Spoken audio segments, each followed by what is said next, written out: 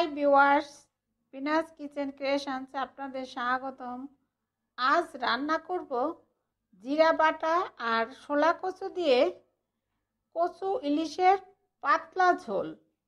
আর এইভাবে কচু দিয়ে ইলিশ মাছ রান্না করলে ভাতের সাথে খেতে ভীষণ ভালো লাগে। চলুন কচু ইলিশের ঝোল রান্না করতে কি কি উপকরণ লাগবে একবার দেখে নেই। প্রথমেই লাগবে ইলিশ মাছ। এরপর ইলিশ মাছের আঁশগুলো ফেলে ইলিশ মাছটা কেটে নিব। তবে ইলিশ মাছ কাটার পর বেশি ধোয়া যাবে না, 1 থেকে 2 বার ধুয়ে নিলেই হবে। এরপর পরিমাণ মতো লবণ মেখে রাখব। এখন দেখুন, এখানে রয়েছে 5 পিস ইলিশ মাছ, আর রয়েছে 1 টেবিল চামচ পরিমাণ জিরা আর 4টা কাঁচামরিচ, সব একসাথে বেটে নিব। আর রয়েছে শোলা কচু, কচুগুলো একটু বড় বড় করে কেটে নিয়েছি। আর এই কচুগুলো কিন্তু কচুর উপরের অংশ থেকে নিয়েছি। এখন ইলিশ মাছের মধ্যে পরিমাণ মতো হলুদের গুঁড়া ও লবণ দিয়ে মেখে নিব।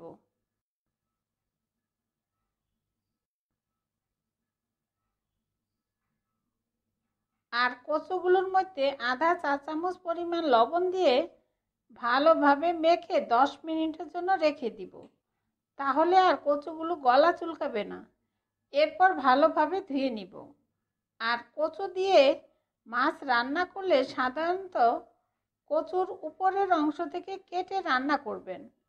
আর গোড়ার অংশ একটু শক্ত হয়, তাই এগুলো দিয়ে ভর্তা বা ভাজি বানালেই খেতে বেশি ভালো লাগে।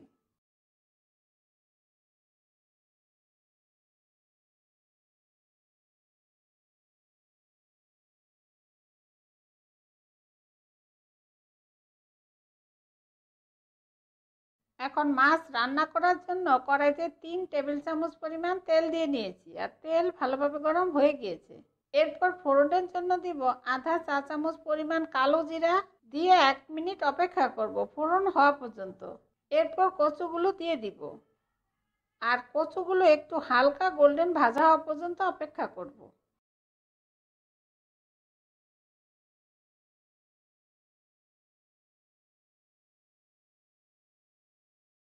এখন কচুগুলো হালকা ভাজা হয়ে গিয়েছে। এরপর জিরা বাটাগুলো দিয়ে দিব।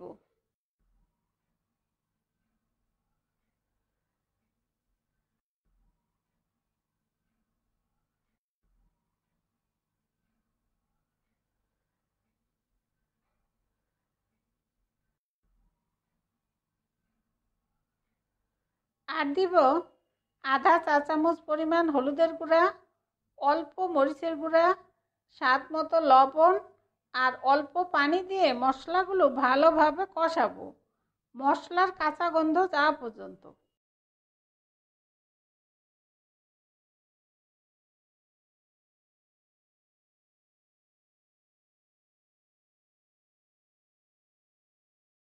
এখন মশলাগুলো কষানো হয়ে গিয়েছে, দেখুন তেল ছাড়ছে। এরপর মেখে রাখা ইলিশ মাছগুলো দিয়ে দিব।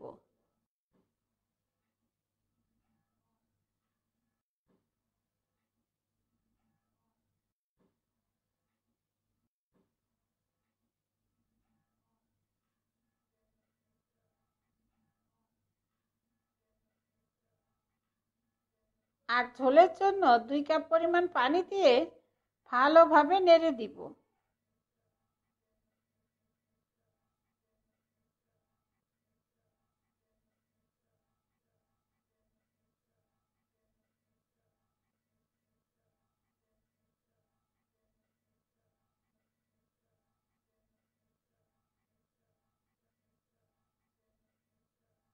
আর 2-3টা কাঁচামরিচ দিয়ে কচুগুলো সিদ্ধ হওয়া পর্যন্ত অপেক্ষা করব।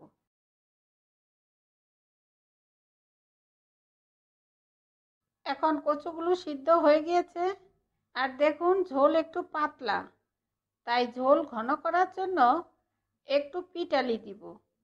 1 চা চামচ পরিমাণ চালের গুঁড়ার সাথে অল্প পানি দিয়ে গুলে ঝোলের মধ্যে দিয়ে ভালোভাবে নেড়ে দিব। এরপর চুলার আঁচ কমিয়ে 5 মিনিট অপেক্ষা করব। আর এতেই ঝোল একটু ঘন হয়ে যাবে, কারণ এতে তেমন কোনো মশলা নেই, তাই একটু পিটালি দিতে হবে।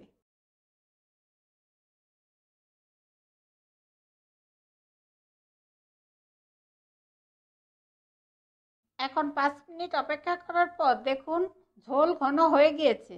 এরপর নামিয়ে নিব। আর এখন ইলিশের পাতলা ঝোল ভাতের সাথে খেতে দারুণ লাগবে। ইলিশের দারুণ সুগন্ধ বের হচ্ছে। এরপর পরিবেশন করব।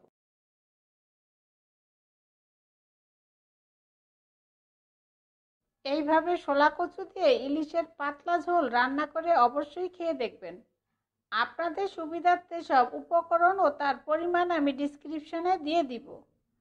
আর এই রেসিপিটা আপনাদের কেমন লাগলো আমাকে কমেন্টসে জানাবেন। আর ভালো লাগলে অবশ্যই একটা লাইক দিবেন। আর নতুন বন্ধু হলে সাবস্ক্রাইব করার জন্য অনুরোধ রইল। আমার ভিডিওগুলো দেখার জন্য আপনাদের সবাইকে অনেক অনেক ধন্যবাদ।